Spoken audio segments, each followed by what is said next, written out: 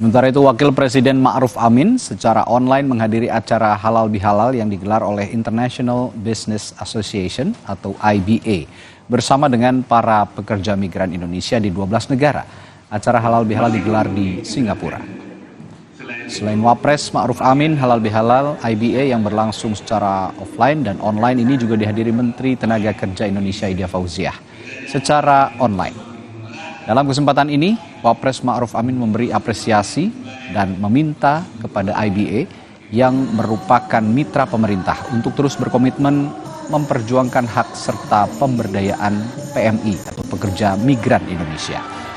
Sementara Ketua IBA menyatakan halal bihalal dengan para pekerja migran Indonesia dari berbagai negara ini bertujuan untuk bersilaturahmi sekaligus meningkatkan persatuan dan solidaritas antar pekerja migran Indonesia.